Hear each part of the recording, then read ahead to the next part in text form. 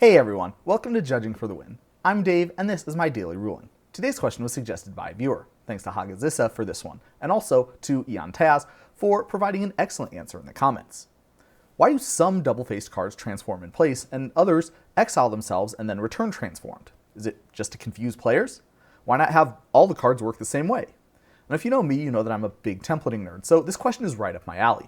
It turns out this is something that actually requires quite a bit of thought to be put into it. So let's take a look at some of the things Wizards of the Coast needs to consider when making this decision. First of all, transforming in place is always the default option. The reason is evident to anyone who's ever played a flicker effect.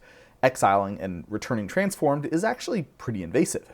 If the back face is a creature, it won't be able to attack the turn that it transforms this way because it technically entered the battlefield that turn.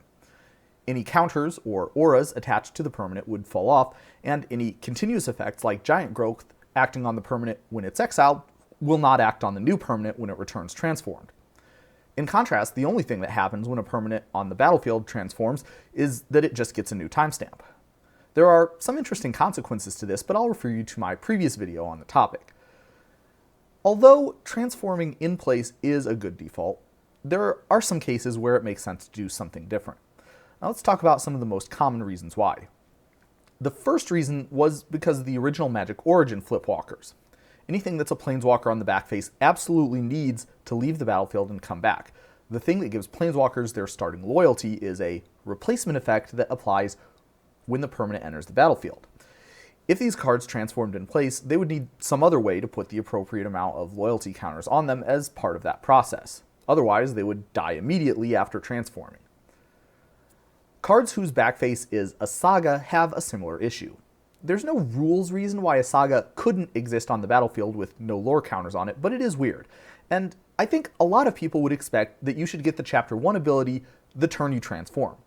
Like Planeswalkers, the rule that gives sagas their first lore counter, thus triggering the Chapter 1 ability, is tied to them entering the battlefield. So if these permanents just transformed in place, that wouldn't happen. Speaking of, there's also a fair number of transforming double-faced cards that are sagas on the front face. Now these also tend to exile themselves and return transformed, but I think the reason why is more related to convenience. Officially, the lore counters on these permanents would remain if they just transformed in place, which a lot of people would probably either forget about or else confuse with some other kind of counters once they stopped being relevant. Having them exile and return transformed is a tidy way to just make the counters go away. Finally, there's this Conqueror's Galleon, which is kind of a unique case. The normal way to transform this card is to attack with it while it's crewed. Now here's the thing though, crewing a vehicle makes that permanent an artifact creature until the end of the turn. If Conqueror's Galleon transformed in place, then Conqueror's Foothold would start out being an artifact creature land, which would mean, among other things, that it would be vulnerable to removal spells like this Putrefy until the end of the turn, and it would not be possible to activate it until your next turn due to Summoning Sickness, both of which are obviously not intended to be how that interaction works. This idea works both ways though. Azor's Gateway would be a much better card if it exiled itself and returned transformed rather than transforming in place, because when a card enters the battlefield, it returns untapped, thus allowing you to tap it for mana right away.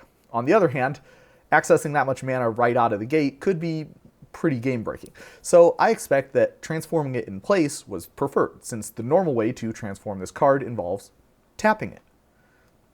And then there are battles.